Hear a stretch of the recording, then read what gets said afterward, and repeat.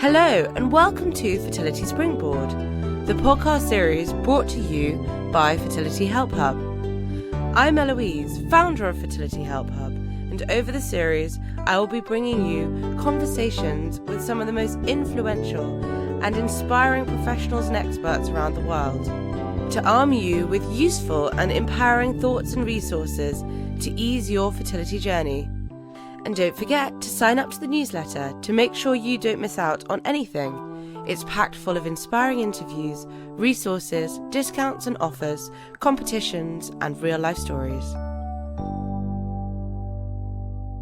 Today, I am very pleased to be welcoming wonderful Sarah Camp, who is a stillbirth mother who is actively sharing her story to help others who are suffering from loss. Hi, Sarah. Thank you so much for coming on our podcast today. Hi. Thank you so much for having me. I really appreciate it.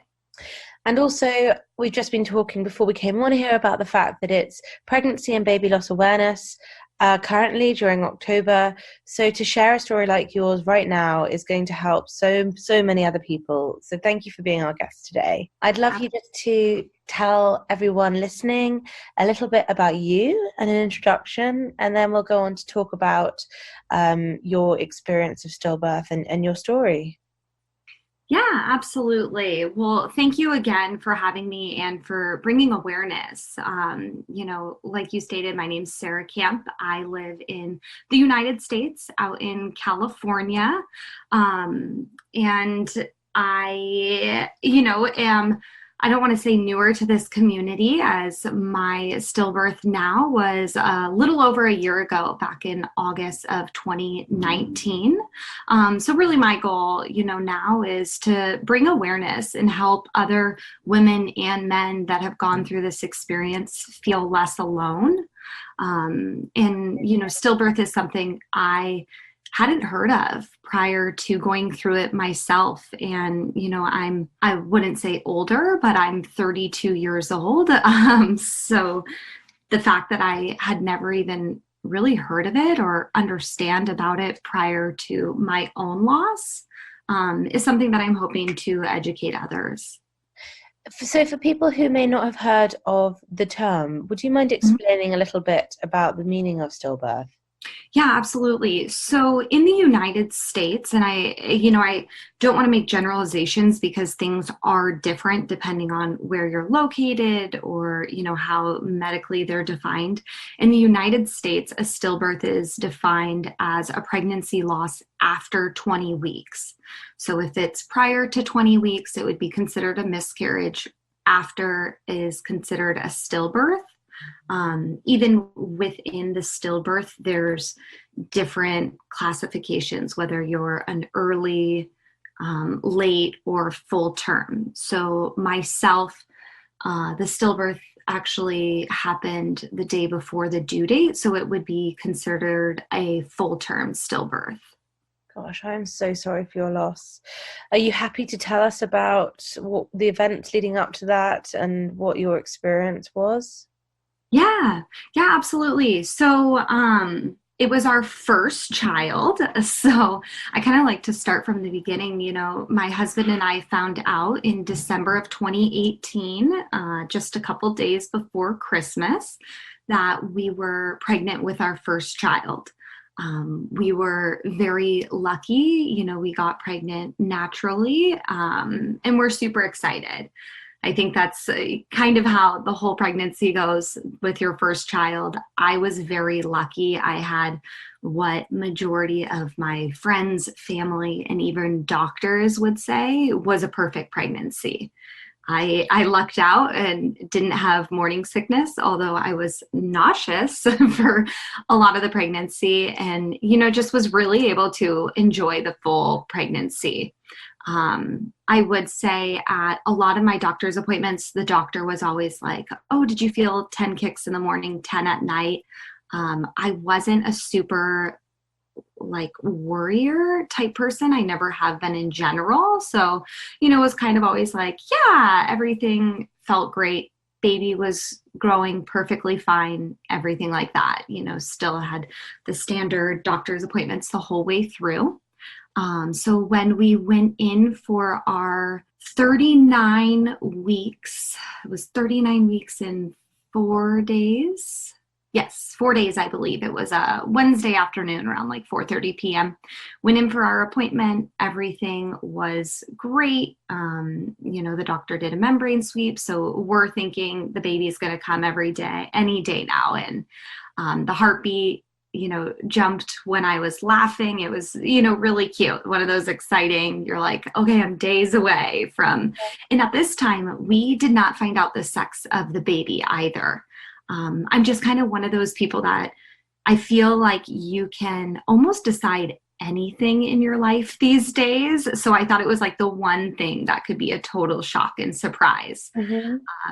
And I would say for that, I may not have connected with the baby as much during the pregnancy because I was just always the type that was like, we'll have our whole life to connect and pictures and things like that. So I wasn't one that took bump pictures or, publicized much of the pregnancy. But so everything was great at that appointment. We were kind of talking about, when I would be induced. I was due on August 31st. And the joke was I really wanted to have my first baby while I was 30 years old. And my birthday was on September 7th. So a week after the due date. So even like picking a date that we would potentially be induced, I was like, well, I want to have the baby before. So it's kind of funny to look back on what your priorities are when you're clueless to what could happen. So everything was great. Then Friday, I think it was probably sometime around like noon, 1:00. I had kind of felt like, oh, this is weird. I'm not sure if I really felt the baby that much. Were you due to be induced? No. So at my doctor's office, they will not induce you until you're a week past your due date. Okay. So at this point, the Friday, I was 39 weeks and 6 days. Right. Okay. And so I hadn't felt the baby much that morning, didn't really think much of it because she wasn't super active the whole time.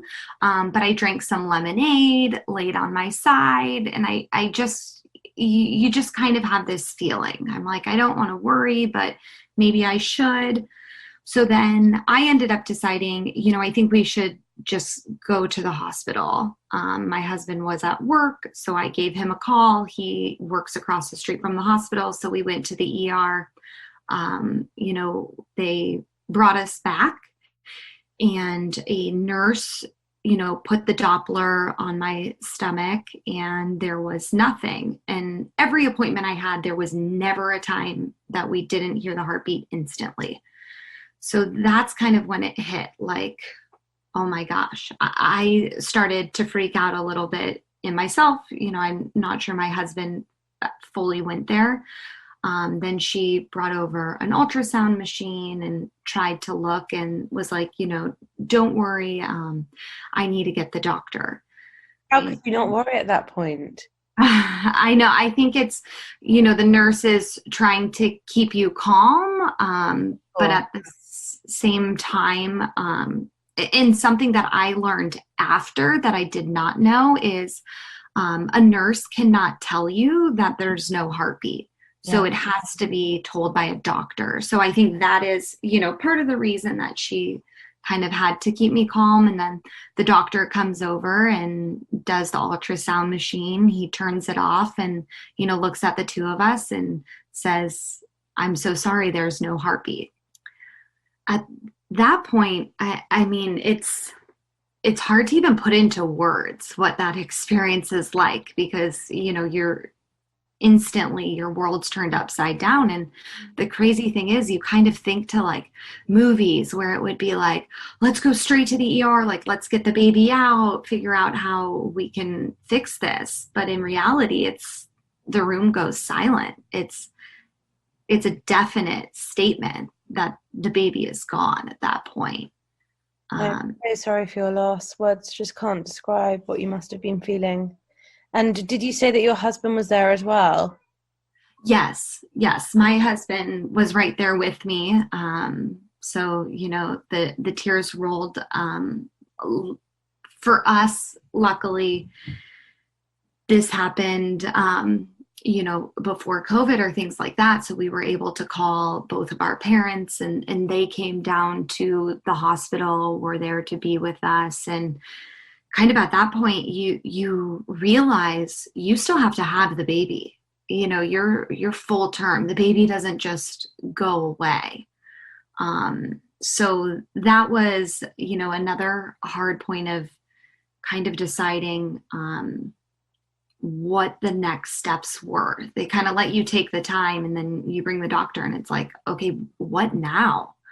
And typically they recommend you're induced and you'll go through labor like every other mom. And I did, some time thinking, talking with family, my husband, and my niece's birthday was also September 1st. So we find out August 30th. My due date's the 31st. My niece, who I'm very close with, that's at the time 3 years old, her birthday is on the 1st. So I'm like, I had a lot of things going through my head of how long will labor take? You really don't know anything because the baby necessarily isn't working with you.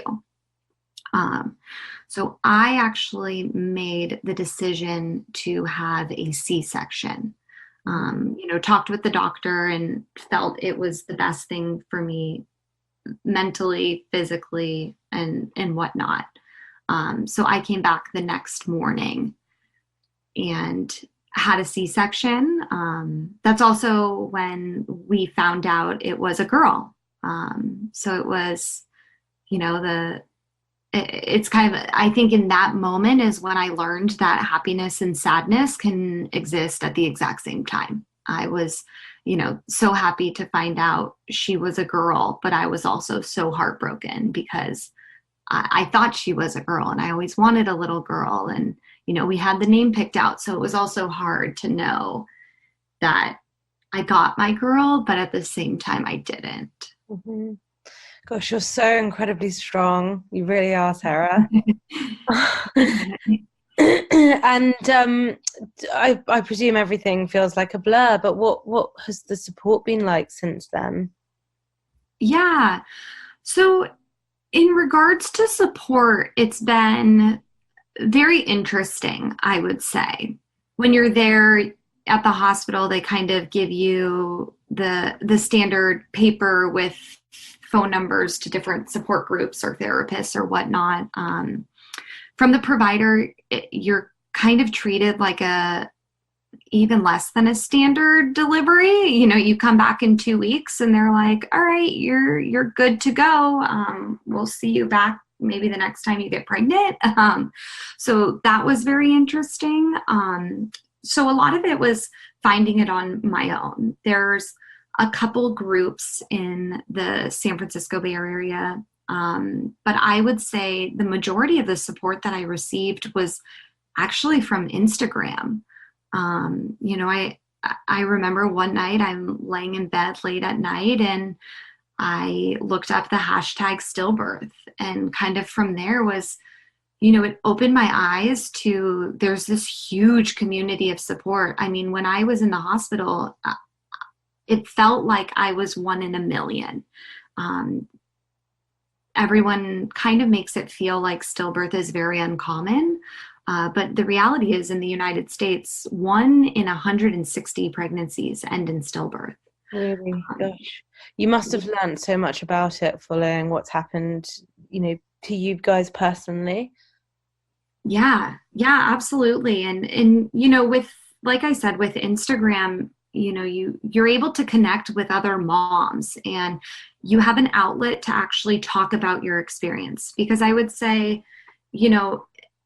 every mom wants to talk about her birth and her baby and everything like that. But a lot of times if your baby dies, then it's not so readily available to talk about. So I think that was what was helpful, finding what some of us refer to as like the lost mom community on Instagram allowed us to connect with other, moms and dads that had similar experiences and be able to share our babies and like be proud and share our pictures and things like that. So I would say, that has been the biggest support for myself, in addition to obviously, family and friends being like physically there for us in those months after.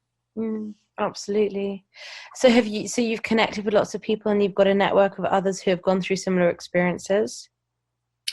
Yes, absolutely. There's, lots. I've connected with people, and one thing that's also, I don't want to say fun because it sounds like an inappropriate word, but not only am I connecting with people like in the San Francisco Bay Area, but I've been able to connect with people around the world. One of the girls I connected with first that lost her son a couple days before Harper is in Australia. There's people in the UK. I have a good friend in Ireland. So it's also been a way to kind of unite and even like learn about different experiences country to country as well. And how's your husband been? He's great. I think one thing that was really nice is we always had open communication, and we were very much on the same page with everything. Although, men and women or people in general grieve very differently. And I think we both accepted that from the beginning. One thing we did, when we were essentially in the hospital before we even left, we agreed we wanted to go see someone. We wanted to be proactive about finding a therapist because we didn't want to go to a therapist when we got to a bad spot. We wanted to do it, to be proactive. So we found a therapist that actually specialized in loss or terminal illness diagnosis. So she really was able to understand, baby loss is a very different loss than many others. It's a bucket that sometimes you don't know where to put it, because a lot of it is not only the loss of, your child, but it's actually the loss of your future.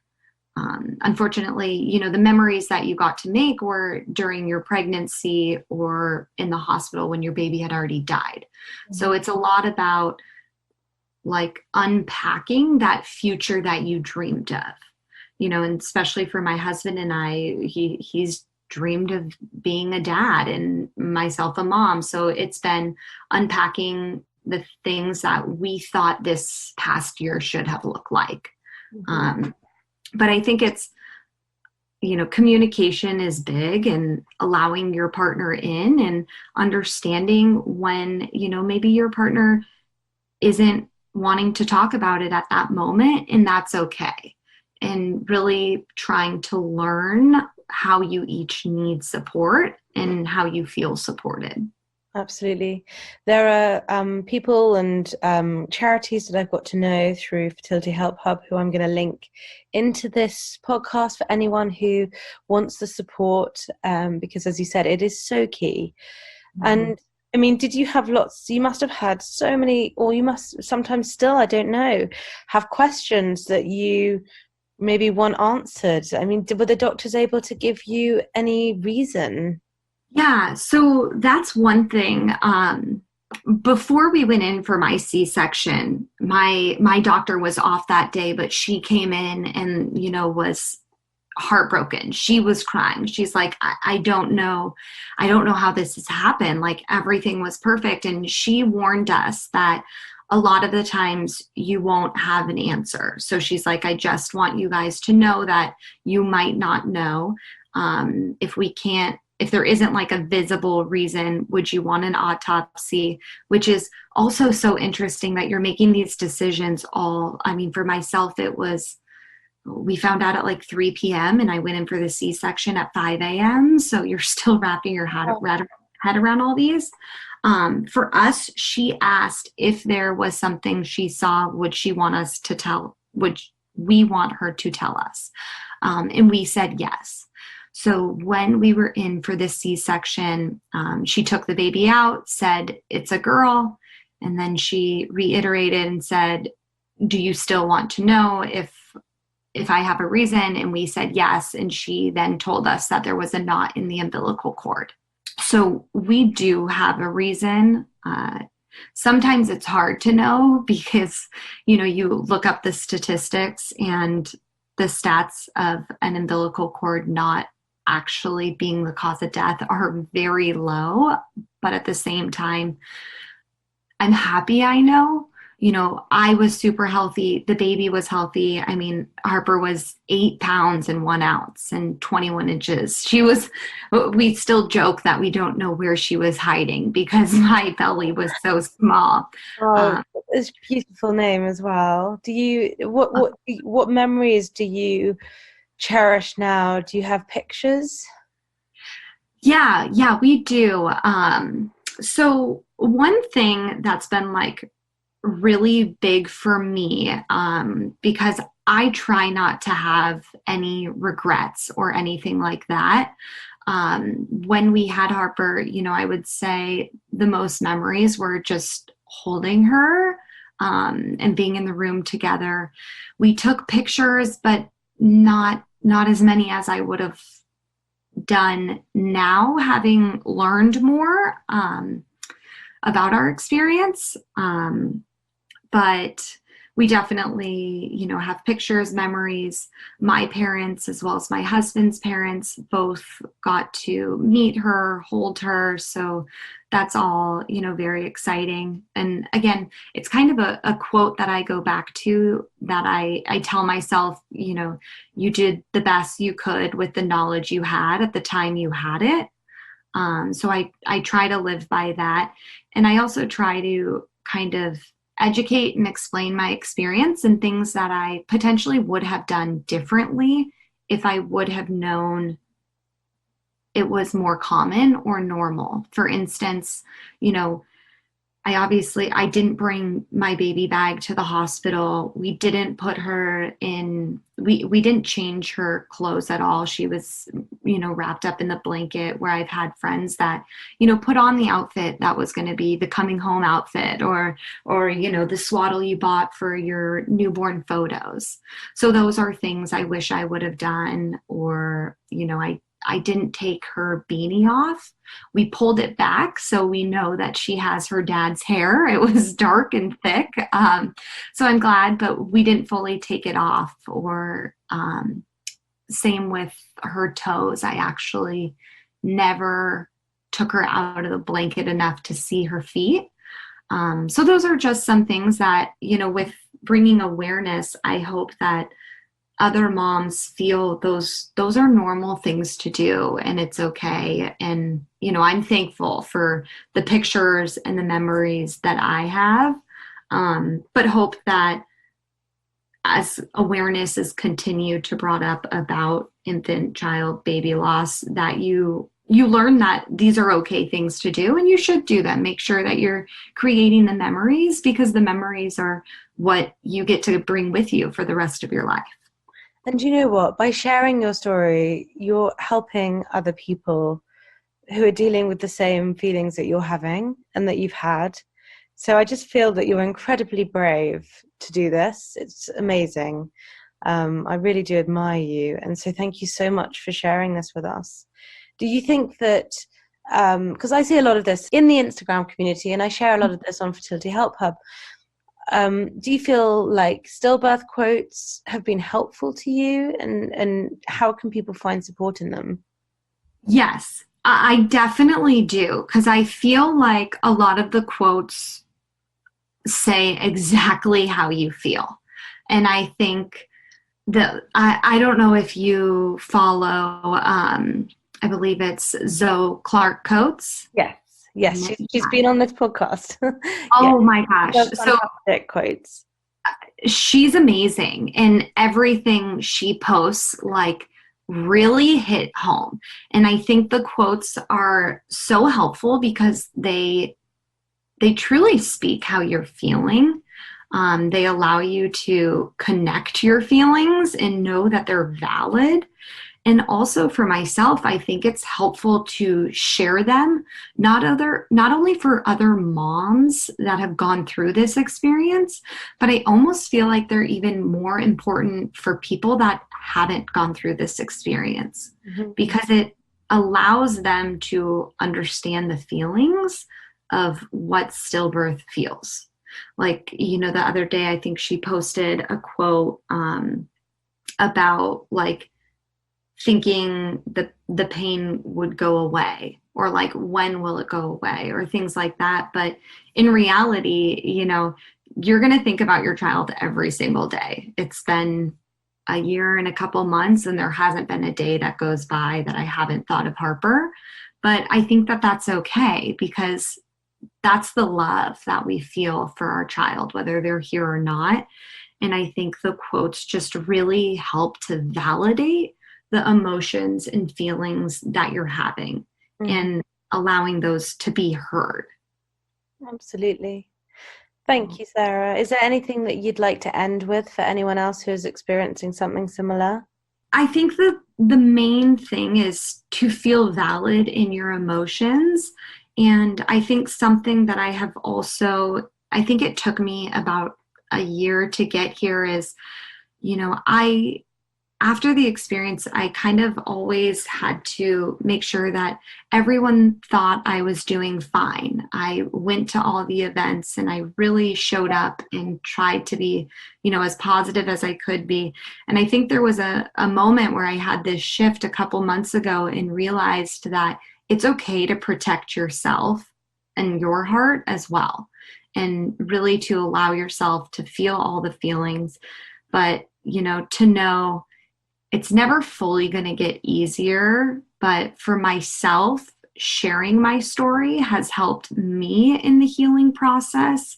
And it's also helped me keep the memory of Harper alive. So if it's something that helps others in the healing process, I would say to share your story, whether it's with a friend, a coworker, or someone you feel comfortable with. Just allowing yourself to fully feel all of the feelings. Absolutely. Thank you so much, Sarah, and for telling us all about Harper and the grief that you've experienced. Again, I'm so sorry for your loss, but so appreciative for you being so open and helping others. So thank you. Absolutely. Thank you again for having me.